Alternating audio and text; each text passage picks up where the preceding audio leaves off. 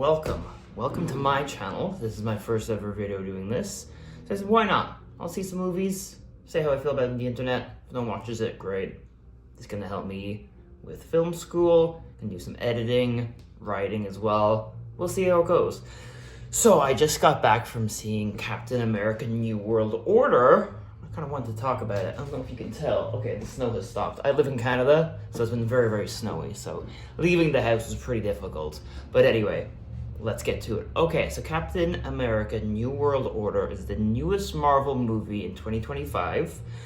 Came out on Valentine's Day. So I'm gonna be honest, reviews for it have not been great so far. So a lot of people are saying it's pretty bad. I had a day off today. I went to go see it. I had some coupons from gift cards.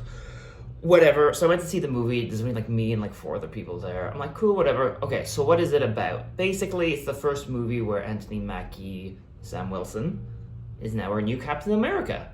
So I think Anthony Mackie is quite charismatic. He's quite charming. I found him to be, I was worried like, okay, well, is he going to be able to hold his own? He's no Chris Evans and Steve Rogers. Honestly, I thought the movie was pretty good. I had some fun with it. Again, it's not going to be your end game. What I thought it would be going into it is like, I wanted to be like The Winter Soldier, which is one of my favorite Marvel movies. And to me, I felt like that's what it was. So the main premise as well is Thaddeus Ross is now the president. The movie starts with that being him becoming the president, his inauguration. Unfortunately, William Hurt passed away, so he was not able to fill out that role. Pour one out for our boy. And Harrison Ford takes his place instead. Honestly, he's pretty good. I feel like Harrison Ford comes in, he'll do his one movie, that's it. I feel like after this movie, he may not be back. Probably not. The dude is like 100 years old. He doesn't need to work. He can chill, relax, fly planes as much as he wants to, relax. So even from the get-go, the movie felt different to other Marvel movies. The MCU Studios logo is different to the other MCU movies. When the movie starts, it's missing the Alan Silvestri Avengers score when the movie starts. I'm like, okay, I'll give it some time. I'll let it go. Basically, he becomes president. The whole gist of the movie is... So, this movie feels like a lot of sequels to a lot of Marvel movies. If you've seen The Incredible Hulk, which is one of the first MCU movies from a really, really long time ago with Edward Norton, it feels like a sequel to that. It feels like a sequel to The Eternals somehow as well. That'll come up, you'll see. I'll talk about that as well. And definitely a sequel to The Winter Soldier, which makes sense. That's when Sam basically comes into his own as Captain America. And Danny Ramirez as Joaquin Torres is in that show as well. So this movie was directed by Julius Ona. I've never heard of this director before. He did direct The Cloverfield Paradox. That's his only big blockbuster. Heard that movie wasn't great. I haven't checked it out. If you guys saw that movie, liked it, let me know. And then Malcolm Spellman, who worked on Falcon the Winter Soldier, helped write the script. 3 people wrote the movie. So that was that. Who else is supporting cast as well? And I didn't know that Carl Lumley, who was Isaiah Bradley, again, if you've seen The Falcon the Winter Soldier, you know who he is. He plays a prominent role in this movie. I don't even think he's in the trailers. But he's really good in the movie. He's the original Captain America. I also saw him in The Fall of the House of Usher by Mike Flanagan, Dr. Sleep by Mike Flanagan. Both really, really good. He's incredible in that show and that movie. Highly recommend checking those out. Danny Ramirez, as I said, as Joaquin Torres, who's the new Falcon. He's really, really good. He has a lot of fun stuff to do. He's like the little sidekick. Almost feels like a Batman and Robin scenario throughout this movie. He's the new Falcon. He's really good as well. Giancarlo Esposito, or Juan Carlo Esposito, is Sidewinder. From reviews that I've seen earlier this movie, people said he does feel wasted. He definitely feels wasted. He definitely feels like a very, very minor character where I feel like he should be able to be a villain. Like just watch The Mandalorian. He's incredible as a villain in that. Breaking Bad, one of the greatest TV show villains of all time, obviously. I feel like he definitely was wasted in this movie. And even watching the trailers, I'm like, who is the villain in this movie? It's kind of misleading on who the villain is because they want to keep it a secret, but then you're like, well, this person's clearly a hero, but he made out to be a villain. So Harrison Ford becomes the Red Hulk at one stage of the movie as well. So the gist of the premise is someone tries to assassinate the president at the start of the movie.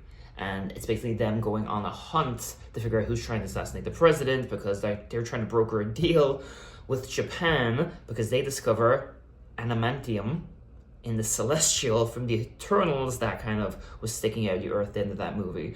There isn't the trailer that we do see the Celestial, so that's how that movie plays in with the Eternals as well. And what are my other notes from the movie?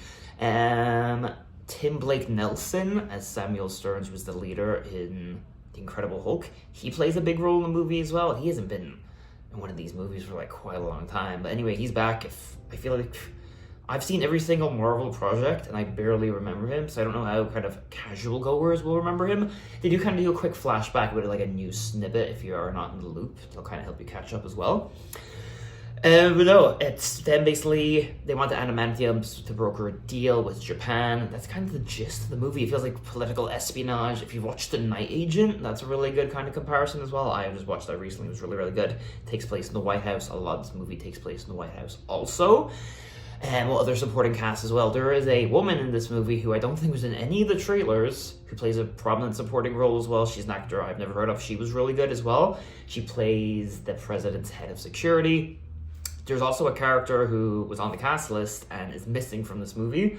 I guess all her scenes got deleted, so if you're looking to see Rosa Salazar, she's not in this movie. And there's also someone on the cast list who I would say they basically had a cameo in the movie. So I guess there's a fun cameo. She is in the cast list. They talk about her the entire movie. She's in a phone call, and then she shows up for one scene. So that's a nice little throwback as well. I don't want to say who it is. You can just see for yourself if you do end up watching the movie. But they're actually pretty solid. Anthony Mackie, as I said, he is quite charming as the new Captain America. He has a new suit as well.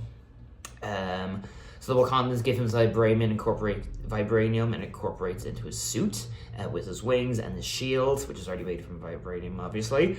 Again, he doesn't have a super soldier serum. He needs some extra help, so that is kind of how he gets that. And he also has Red Wing as well, helping him throughout the movie. So I thought the action was quite good. I think my favorite scene in the movie takes place at the start of Act 3 at the Celestial Islands. There's a bunch of fighter jets going on, and America and Japan are almost going to war with each other, which Sam and Joaquin have to kind of break that up as well. I don't want to get into too much. So I think that's all of my notes. Would I recommend this movie? Yeah, I think it's a good movie. If you're a big Marvel fan, you'll love it. If you liked the Falcon the Winter Soldier, obviously you'll like it. If you liked the Winter Soldier Captain America movie, you'll also enjoy it. If you're a casual movie fan, maybe it's not for you. Again, I try to be optimistic with my movies. To me, anytime I start a review, I start every single movie at a 10. And then things I